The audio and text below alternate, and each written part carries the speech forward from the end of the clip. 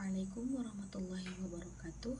Izin memperkenalkan diri, nama saya Aura Fika Hijriah. Saya dari kelas PAI 2B reguler dengan NIM 0101230127. Di sini saya akan mempresentasikan beberapa materi tentang ulumul Quran. Yang pertama itu materi tentang qiraat, dan yang kedua itu tentang asbabun nuzul, dan yang ketiga tentang i'jaz Al-Quran. Baik, lanjut ke materi yang pertama tentang qiraat. Pengertian qiraat secara etimologi merupakan masdar dari kata qara'a yaqra'u qira'atan wa Qur'anan, yang berarti bacaan. Makna asal yang berarti mempunyai arti mengumpulkan dan menghimpun. Nah, menghimpun di sini dalam artian menghimpun huruf-huruf satu dengan yang lainnya dalam suatu ucapan yang tersusun dengan rapi. Sehubung dengan ini, terdapat beberapa istilah tertentu dalam menisbatkan suatu suatu qiraat Al-Quran kepada salah seorang imam qiraat dan kepada orang-orang sesudahnya. Nah, istilah tersebut antara lain sebagai berikut. Yang pertama, ada Al-Quran. Apabila qiraat Al-Quran dinisbatkan kepada salah seorang imam qiraat, tentu seperti qiraat Nabi umpamanya. Dan yang kedua ada riwayah. Riwayah apabila qiraat Al-Quran dinisbatkan kepada salah seorang perawi qiraat dari imamnya. Dan yang ketiga ada at-thariq. Apabila qiraat Al-Quran dinisbatkan kepada salah seorang pembaca Al-Quran berdasarkan pilihannya terhadap versi qiraat tertentu. Dan yang keempat ada wajah. Apabila qiraat dinisbatkan kepada salah seorang pembaca Al-Quran berdasarkan pilihannya terhadap versi qiraat tertentu. Nah, di samping itu, qiraat berbeda dengan tajwid meskipun sama-sama ilmunya tentang pengucapan dan penghafalan lafaz-lafaz Al-Quran.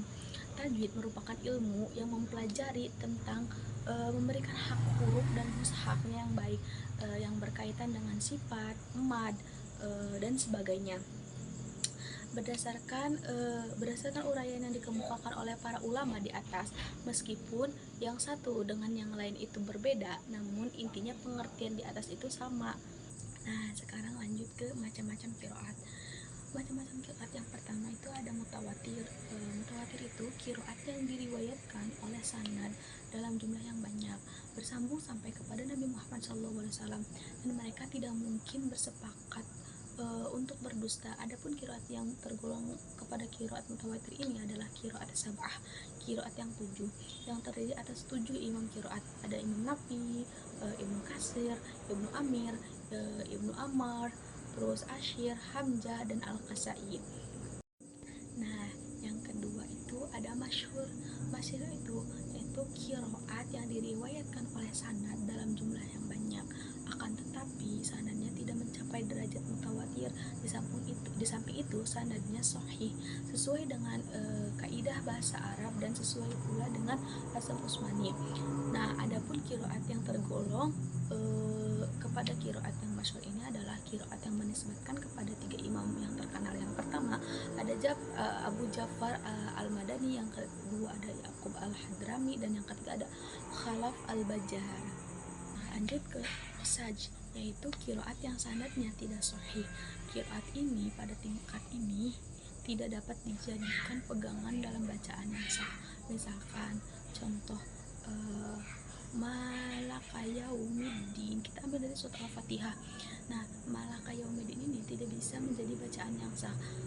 Kan kalau misalkan, nah pada adapun di sini kita ngambil pada surat Al-Fatihah yang dimana bacaan yang sahnya itu Maliki Yaumiddin. Nah, itu baru bacaan yang sahnya gitu.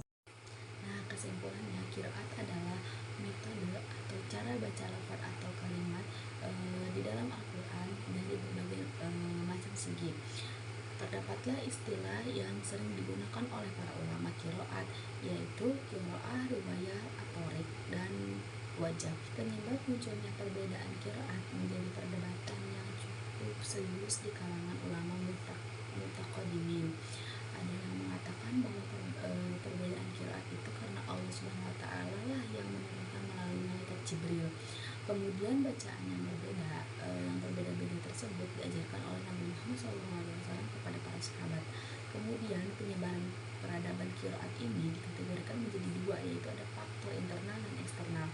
ayat-ayat yang padanya terdapat perbedaan terkadang berimplikasi terhadap penafsirannya, dan tak jarang pula untuk menghasilkan hukum yang berbeda. Baik, lanjut ke materi yang kedua, itu tentang asbabun nuzul. Al-Wahidi mengatakan bahwa tidak boleh berbicara tentang sebab-sebab turunnya Al-Quran kecuali dengan dasar riwayat yang mendengar dari orang-orang yang menyaksikan turunnya ayat itu dan mengetahui sebab-sebab turunnya serta membahas pengertiannya. Nah, oleh karena itu, jika sebab asbabun nuzul diriwayatkan dari seorang sahabat maka dapat diterima sekalipun tidak dikuatkan oleh dukungan riwayat yang lainnya, karena perkataan sahabat tidak ada celah dan ijtihad dalam masalah ini, dan sahabat adalah orang yang melihat serta bertemu langsung dengan Rasulullah. Adapun jika sebab asbabun nuzul diriwayatkan dengan hadis mursal, yaitu hadis yang sanadnya gugur dari seorang sahabat dan hanya sampai kepada para tabi'in, maka hukumnya tidak dapat diterima kecuali sanadnya sahih dan dikuatkan oleh hadis mursal lainnya, dan perawinya harus dari imam-imam tafsir yang mengambil tafsirnya dari para sahabat seperti Mustahid, Rihab, dan Sa'id bin Jubair. Dari sini jelas bahwa cara untuk mengetahui sebab nuzul itu adalah melalui hadis sahih maupun hadis mursal dengan syarat sanadnya sahih dan harus dikuatkan dengan hadis mursal yang lainnya yang diriwayatkan oleh para sahabat maupun tabi'in. Diriwayatkan dari Ibnu Abbas bahwa suatu ketika dua kabilah dari golongan Ansur mengadakan perjamuan yang disuguhi dengan minuman khamar. Nah, kemudian mereka minum khamar hingga mabuk sehingga terjadilah perkelahian di antara mereka yang menyadari bahwa bekas luka yang ada di wajahnya, seraya berkata, sesungguhnya saudaraku Fulan telah melukaiku, seandainya ia berbalas kasihan saya akan melukaiku. Terbakarlah permusuhan di antara mereka dua kabilah tersebut karena luka yang mereka dapatkan di kemudian. Maka dari itu Allah menurunkan ayat Al-Quran yang berbunyi, A'udzubillahi minasyaitonirrajim, Bismillahirrahmanirrahim. Innamal khamru wal maisiru wal ansabu wal azlamu rijsun min amali syaitani fajtanibuh. Shadaqallahul alim. Yang artinya, wahai orang-orang yang beriman, sesungguhnya minuman keras, berjudi, berkurban untuk berhala, dan mengundi nasib dengan anak panah adalah perbuatan yang keji dan termasuk perbuatan syaitan, maka jauhilah. Baik, langsung saja ke materi yang ketiga, yaitu tentang i'zaz Al-Quran.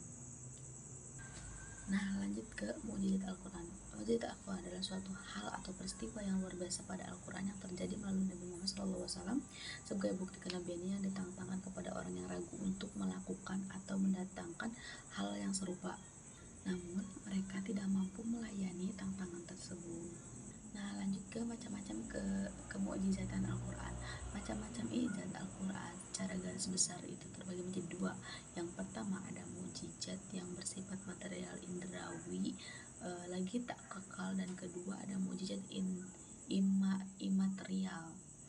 Nah, saya akan menjelaskan yang pertama tentang mukjizat material indrawi. Nah, mukjizat ini mukjizat para nabi yang terdahulu sebelum Nabi Muhammad. Semuanya merupakan jenis-jenis mukjizat yang material. Mukjizat yang dimiliki oleh para nabi tersebut datang langsung disaksikan oleh mata telanjang atau dapat ditangkap oleh indera mata tanpa perlu dianalisis.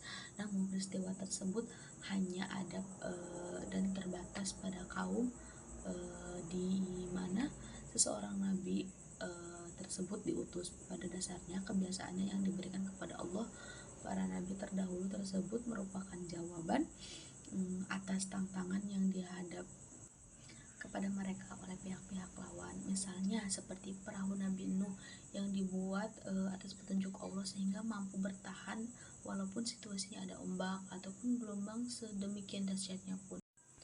Tidak terbakarnya Nabi Isa dengan saat dilemparkan kobaran api yang sangat besar, dan juga tongkat Nabi Musa yang beralih wujud menjadi ular, penyembuh yang dilakukan oleh Nabi Isa terhadap berbagai macam penyakit atas izin Allah, dan lain-lainnya.